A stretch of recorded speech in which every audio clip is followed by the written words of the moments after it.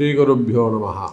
வேயுரு தோழி பங்கன் விடமுண்ட கண்டன் மிக நல்ல வீணை தடவி மாசரு திங்கள் கங்கை முடிமேல் அணிந்து என் உளமை புகுந்த அதனால் ஞாயிறு திங்கள் செவ்வாய் புதன் வியாழன் வெள்ளி சனிப்பாம்பு இரண்டும் உடனே ஆசரு நல்ல நல்ல அவை நல்ல நல்ல அடியார் அவர்க்கு மிகவே எல்லாமல்ல அம்மையப்பனாக விளங்கக்கூடிய சொர்ணாம்பிகை அம்பா சமேத வீமீஸ்வர பெருமானுடைய திருவடிகளையும் ஆதித்யாய சோமாய மங்களாய புதாய குரு சுக்கர சனீபியஸ்ச ராகவே கேதவே நமஹ.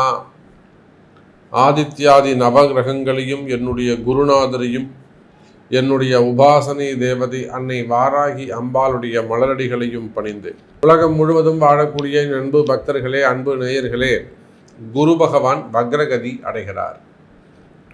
குரு வக்ரம். பொதுவாக குரு பகவான் சுபகிரகம் இல்லையா? நம்ம எல்லாருக்குமே தெரியும் குரு பகவான் சுபகிரகம். சுபகிரகம் சுபத்துவத்தோடு இருக்கின்ற பொழுது எப்பேற்பட்ட கஷ்டங்கள் இருந்தாலும், அது ஆணாக இருந்தாலும் பெண்ணாக இருந்தாலும், ஏதோ ஒரு வகையில் அவனை கட்டி காப்பாற்றி கைப்பிடிச்சி மேலே கொண்டு விட்டுருவார். சிக்கல்லாம் வரா மாதிரி இருக்கும், சிக்கல்லையே இருப்பாங்க, சட்ட சிக்கலில் போய் மாட்டிப்பாங்க. ஆனால் சம்மந்தமே இல்லாமல் ஏதோ ஒரு கிரகம் நல்ல கிரகம் பார்த்தது, சுபகிரகம் பார்த்தது அப்படின்னாக்கா நாம் எழுதி கொடுக்கலாம், இவர் நிச்சயமாக இந்த பிரச்சனையிலிருந்து காப்பாற்றப்படுவார். நம்ம சொல்லி அனுப்புவோம், ஜோசியர் சொல்லி அனுப்புவார். நீங்கள் நிச்சயமாக நல்லா இருப்பீங்க சார், இந்த பிரச்சனை நீங்கள் வெளியில் வந்துருப்பீங்க சார், போங்க. அது என்றைக்குன்னு சொல்ல முடியாது, ஆனால் வந்துருப்பீங்க. அப்போ சுபகிரகம் சுபத்துவத்தோடு இருக்கின்ற பொழுது அந்த ஜாதகன் காப்பாற்றப்படுகிறான். அது ஆணாக இருந்தாலும் பெண்ணாக இருந்தாலும், குழந்தையோ பெரியவங்களோ யாரோ ஒருத்தர். அதே கிரகம் வலுவிழந்தனா என்னங்க, அஸ்தங்கம், ஜீரோவாயிடுறது. அல்லது வக்ரமானா 50% தான் வேலை செய்யும், அஸ்தங்கம்னா ஜீரோவாயிடும். அப்போ வக்ரகதி அடைகின்ற பொழுது அந்த சுபகிரகமே ஆனாலும் அது 50% தான் வேலை செய்யும். இதெல்லாம் நம்மளுடைய ரிஷிகள் நமக்கு சொல்லி கொடுத்துருக்குறாங்க. ஒரு கிரகம் நேர்நிலையில் நிற்கின்ற பொழுது 100% வேலை செய்யும், வக்ரகதியில் இருக்கும் பொழுது 50% வேலை செய்யும். அஸ்தங்கம் ஆகுமே ஆனால் அது வேலையே செயலிழந்து விடும், ஜீரோவாகிடும்னு சொல்கிறாங்க. அப்போது நம்முடைய ஆதித்யாதி நவகிரக மண்டலத்திலே தேவாதி தேவர்களுக்கெல்லாம் பிராமணனாக விளங்கக்கூடியவன் அந்த குரு பகவான், பிரகஸ்பதி அப்படின்னு சொல்லக்கூடிய குரு பகவான். நம்ம எல்லாருடைய புண்ணிய கணக்குகளை அவன் தான் கையில் வச்சுட்டு இருக்கார். பிரஜாபதி அப்படின்னு சொல்லக்கூடியவர். இன்னொருத்தருடையும் நம்ம கணக்கெல்லாம் இருக்குது, தர்மராஜன், தர்மராஜன், அவர்கிட்டையும் நம்ம பாவ கணக்கெல்லாம் அவர்கிட்ட இருக்கும். புண்ணிய கணக்கு பூரா நம்ம குரு பகவான்கிட்ட, பிரகஸ்பதி கிட்ட இருக்கும். பிரஜாபதின்னு சொல்லலாம், பிரகஸ்பதின்னு சொல்லலாம். அப்போ நம்முடைய புண்ணிய கணக்குகளை எல்லாம் பார்த்து அதற்கு ஏற்ப பல நல்ல விஷயங்களை, பூர்வ புண்ணியத்தின்படி நல்ல பலன்களை, நல்ல பாக்கியங்களை எல்லாம் வாரி வழங்கக்கூடிய குரு பகவான் வக்ரம் அடைகிறார். வக்ரம்னா என்ன சார் அப்படின்னா, சூரியன் ஒரு கிரகத்திற்கு, அது எந்த கிரகமாக, எல்லா கிரகமும் சந்திரனை தவிர எல்லா கிரகமும் வக்ரம் அடையும். நல்லா புரிஞ்சுக்கணும். சந்திரனை தவிர சுக்கிரன், புதன், செவ்வாய் இவங்க 3 பேரும் வக்ரம் அடைந்து ரொம்ப ரேர். புதன் அடிக்கடி அஸ்தங்கம் ஆகிடுவார், சுக்கிரன் அஸ்தங்கமாகலாம், செவ்வாய் அஸ்தங்கமாகலாம், ஆனால் வக்ரம்ங்கிறது ரொம்ப ரேர். அப்போது வக்ரம் என்பது என்ன அப்படின்னு கேட்டிங்கன்னா, இதுதான் ஃபார்முலா. ஒரு கிரகத்திற்கு, குறிப்பிட்ட ஒரு கிரகத்திற்கு சூரியன் 5ஆம் பாவத்தில் வருகின்ற பொழுது அந்த கிரகம் வக்ரம் அடைகிறது. அந்த குறிப்பிட்ட கிரகத்திற்கு அதே சூரியன் 8ஆம் பாவத்திற்கு வருகின்ற பொழுது அந்த வக்ரம் நிவர்த்தி அடைகிறது. அப்போ சூரியனை விட்டு விலகி போகிறாங்கன்னு அர்த்தம், கொஞ்ச நாள் மறைஞ்சி இருக்காங்கன்னு அர்த்தம். சூரியனுடைய வெளிச்சம் ஒளியை பெறுகின்றது தான் எல்லா கிரகமும். சூரியன்ட்டு ஒளியை வாங்கி நம்ம எல்லாருக்கும் பலனை கொடுக்குது. இந்த வக்ரகதியில் இருக்கிற போது சூரியன்ட்டு வாங்கக்கூடிய வெளிச்சம், ஒளிய தன்மை குறைகிறது, அதனால் அது வக்ரம். அப்போது இந்த இடத்துல குரு பகவான் வக்ரகதி அடைகின்றார். அக்டோபர் மாதம் 15ஆம் தேதி 2024, 15/10/2024 முதல் 11/2/2025 வரை, புரியுதுங்களா? அக்டோபர் 15ஆம் தேதியிலிருந்து பிப்ரவரி மாதம் 11ஆம் தேதி வரையிலும், ஐப்பசி மாதம் முதல் தை மாதம் வரை இங்கே குரு பகவான் வக்ரகதியில் இருக்கின்றார். இந்த வக்ர காலத்தில் ஒவ்வொரு ராசிக்கும் இந்த குரு பகவான் என்ன பலனை தரப்போகிறார் அப்படின்னு பார்த்துடலாம் பாருங்கள். அன்பார்ந்த மேஷ ராசி அன்பர்களே, குரு பகவான் வக்ர காலத்தில் இப்போ பொதுவாக மேஷ ராசிக்கு குரு பகவான் ராசிக்கு 2வது இடம் அப்படின்னு சொல்லக்கூடிய தனஸ்தானத்தில் இருந்து வருகிறார். அப்போ நம்ம என்ன சொல்லலாம்னா, எனக்கு தெரிஞ்சு என்னுடைய கிளைண்ட்ஸ், என்னுடைய பக்தர்களை வைத்து நான் சொல்கின்ற பொழுது நிச்சயமாக மேஷ ராசி என்பர்கள், ஏன்னா எத்தனையோ மேஷ ராசி என்பர்கள் நம்மளோட ஜாதகம் பார்க்க வராங்க, தொழில் செய்யக்கூடியவங்க வராங்க, கம்பெனி தொழில் நிறுவனங்கள் பெரிய பெரிய ஃபேக்ட்ரிஸ் வச்சு நடத்தக்கூடியவங்க, கம்பெனியை வச்சு நடத்தக்கூடியவங்க, பிஸ்னஸ் பண்ணக்கூடியவங்க, விவசாயம் பண்ணக்கூடியவங்க, எத்தனையோ மேஷ ராசிகள் அன்பர்கள் உலகம் முழுவதும் நம்மிடத்திலே வருகிறார்கள். அப்போ அவங்கள வச்சு நான் சொல்லணும், ஒரு பதில் சொல்லணும் அப்படின்னாக்கா, என்னை பொறுத்தவரையிலும் மேஷராசி என்பர்கள் எவ்வளோ கஷ்டத்தில் இருந்தாலும் ஒரு 80% மேஷராசி என்பர்கள் சிறப்பான முறையில் அடுத்தடுத்து அந்த கஷ்டத்துலேருந்து கொஞ்சம் கொஞ்சமாக விடுபட்டு மேலே வந்துக்கிட்டு இருக்காங்க என்பது தான் நிதர்சனமான உண்மை. அப்போது ஒரு 80% மேஷராசி என்பர்களுக்கு வருமானம் சிறப்பாக உள்ளது, காசு பணம் வரவு டிரான்சாக்ஷன் எல்லாமே நன்றாக நடந்து கொண்டிருக்கிறது. அதாவது பழைய ஆண்டுகளை, கடந்த காலங்களை நம்ம சிந்தித்து பார்க்கும்போது, மேட்ச் பண்ணி பார்க்கும்போது இப்போ ஒரு பெட்டரான பீரியடாக இருந்துக்கிட்டு இருக்கு. இந்த காலகட்டத்தில் தனஸ்தானத்தில் இருக்கக்கூடிய குரு பகவான் வக்ரம். ஏன்னா நீங்கள் மேஷ ராசியானாலும் மேஷ லக்னம் ஆனாலும் அந்த குரு பகவான் வக்ரகதி அடைகிறார். பாக்யாதிபதி 9, 12 கூடியவன் வக்ரம் அடைகிறார். அப்போ மேஷ ராசி என்பர்களே இந்த வக்ர காலத்தில் சற்று கவனமாக நடந்து கொள்ள வேண்டும். ஒரு பிஸ்னஸ் பண்ணிட்டு இருக்கீங்க, தொழில் செஞ்சுக்கிட்டு இருக்கீங்க, தொழிலில் தேவையில்லாமல் எதையும் ஒரு சட்ட சிக்கலில் போய் மாட்டிக்கிட்டீங்களா அப்படின்னு பார்க்கணும். அப்படின்னா ரொம்ப நிதானமாக எதையும் சிந்தித்து ரொம்ப டீப்பாக அனலைஸ் பண்ணி அதுக்கப்புறம் தான் செயல்படக்கூடியவராக இருப்பீங்க. எந்த ஒரு விஷயம் செய்தாலும், எந்த ஒரு வேலை செய்தாலும் ரொம்ப யோசித்து செய்யக்கூடியவராக இருப்பீங்க, சிக்கனமானவராக இருப்பீங்க, வீண் செலவு பண்ணாதவராக இருப்பீங்க. எப்படியோ போய் ஒருத்தட்ட காசு கொடுத்து மாட்டிகிட்டு இருப்பீங்க, ஒரு பிஸ்னஸ் ரீதியாக தான்.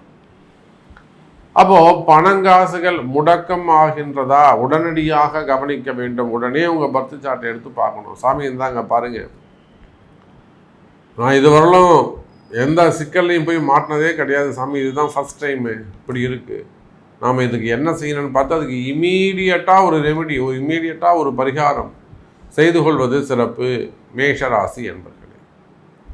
அப்போ தொழில் அமைப்புகளை பொறுத்தவரையிலே நீங்கள் எந்த தொழில் செய்பவராக இருந்தாலும் சரிதான், அது கோல்டு பிஸ்னஸாக இருக்கலாம், டெக்ஸ்டைல்ஸாக இருக்கலாம், தறி நெசவாளர்களாக இருக்கலாம், பருத்தி மில்லாக இருக்கலாம், பெரிய பெரிய மில்லுங்க வச்சு நடத்தக்கூடியவர்கள், அதே போல் கால்நடை பண்ணைகள், பெரிய கம்பெனிங்க வச்சு நடத்தக்கூடியவங்க, சிறு தொழில் நிறுவனங்களாக இருக்கலாம், உள்நாட்டு வெளிநாட்டு நிறுவனங்களாக இருக்கலாம், கம்பெனிஸாக இருக்கலாம், இண்டிவிஜுவலாக கம்பெனிகள் வச்சு நடத்தக்கூடியவர்களாக இருக்கலாம். அப்படி இல்லைனாக்கா வெளிநாடுகளில் கடைகள் ஒரு பிஸ்னஸ் பண்ணக்கூடியவங்களாக இருக்கலாம்.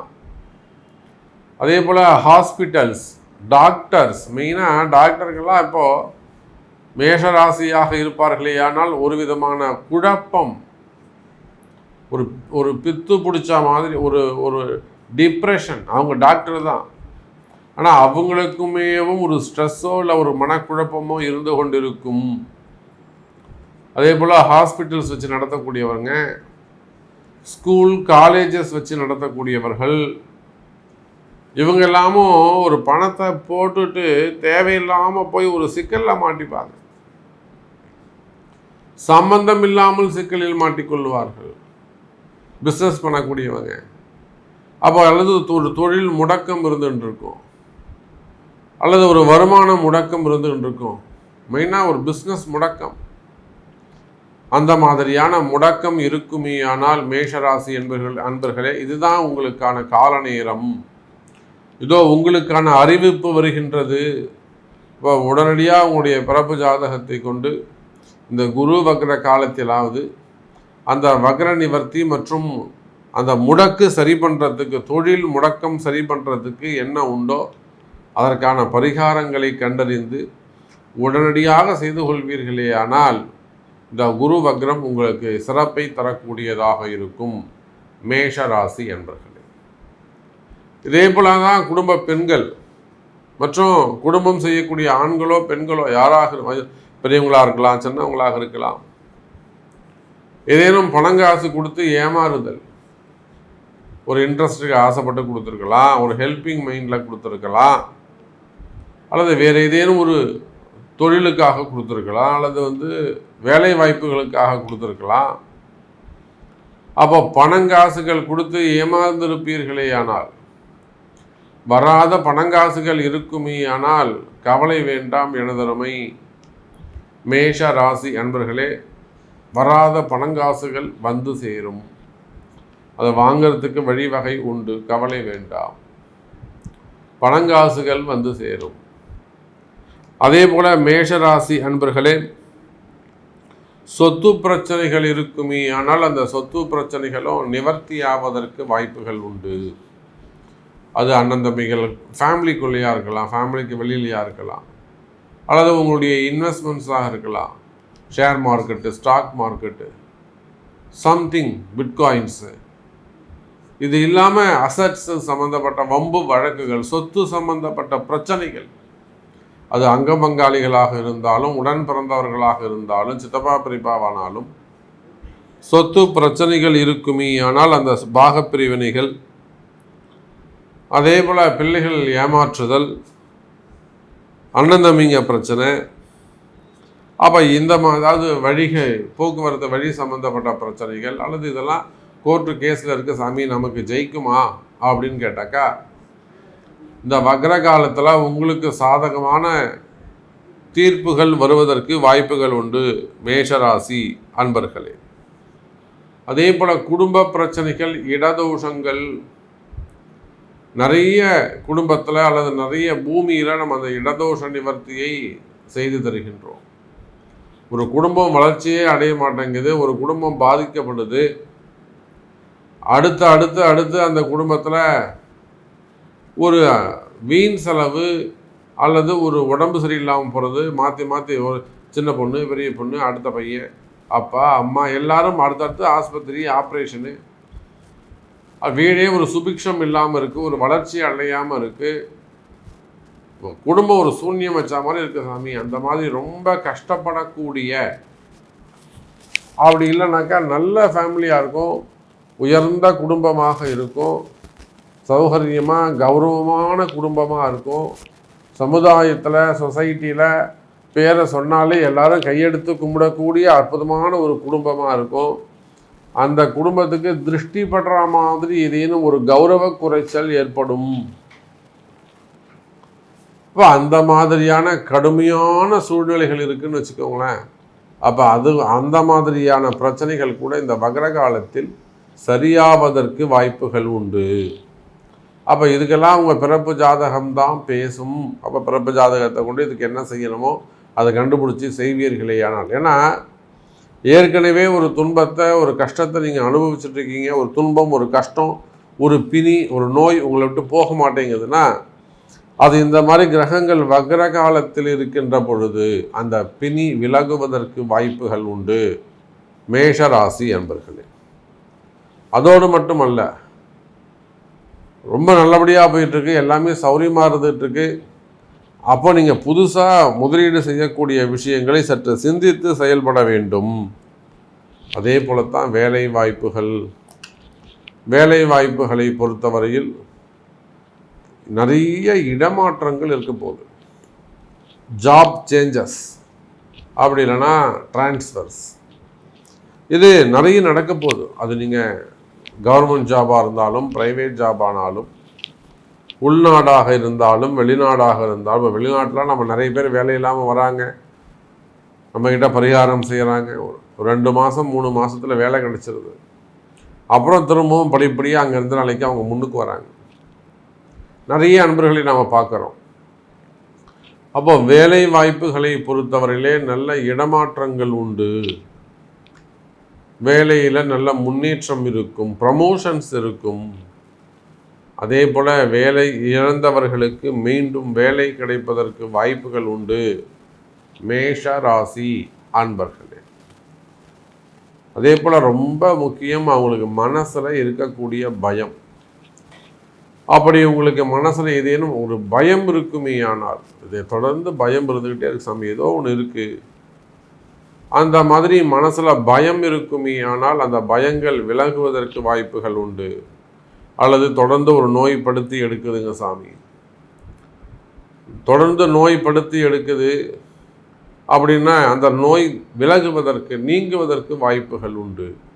மேஷ ராசி அன்பர்களே, இதே போலத்தான் திருமண யோகங்கள் இருக்குது, குழந்தை பாக்கியங்கள் இருக்குது, அல்லது மறைமுகமான பிரச்சனைகள், செய்வினை கோளாறுகள், இந்த மாதிரி நிறைய சப்ஜெக்ட்ஸ் இருக்குது. எல்லாத்தையுமே நாம் ஒரு 10 நிமிஷத்தில் சொல்லிட முடியும் அப்படின்னாக்கா நிச்சயமாக இல்லை. அப்போ இந்த மேஷராசி என்பவர்களே, இந்த குரு பகவானுடைய வக்ர காலத்தில் உங்கள் ஜாதகத்தில் குரு வக்ரம் என்று இருக்குமே ஆனால் நிச்சயமாக ஒரு சில நல்லது உங்களுக்கு நடக்க போகுதுன்னு அர்த்தம். யாருடைய ஜாதகத்தில் எல்லாம் குரு பகவான் வக்ரமாக இருக்கின்றாரோ அவங்களுக்கெல்லாம் ஒரு நன்மை நடக்கும். அதுவே குரு இயல்பான சூழ்நிலையில் இருக்கிறார் அப்படின்னாக்கா அவங்களாம் சற்று கவனமாக இருக்க வேண்டும். அப்போ இந்த குரு வக்ர காலத்தில் எனக்கு இந்த சப்ஜெக்ட் நடக்குமா, எனக்கு வேலை கிடைக்குமா, எனக்கு தொழில் அமையுமா, எனக்கு கடன் அடையுமா, எனக்கு நோய் குறையுமா, குடும்பத்தில் மகிழ்ச்சி வருமா, திருமணம் நடக்குமா, குழந்தை பிறக்குமா, இதை போல் உங்களுடைய கஷ்டங்கள் என்ன, உங்களுக்கான என்ன மாதிரியான மாறுதல்கள் உங்களுக்கு தேவைப்படுகிறது என்பதை உங்களுடைய பிறப்பு ஜாதகத்தை கொண்டு தொடர்பு கொள்ளுங்கள் என்பதை தெரிவித்துக் கொண்டு மீண்டும் வேறு அற்புதமான பதிவில் உங்களை சந்திக்கிறேன். நன்றி. நமச்சிவாயம். ஜெய் வராகி. ஜெய் வராகி.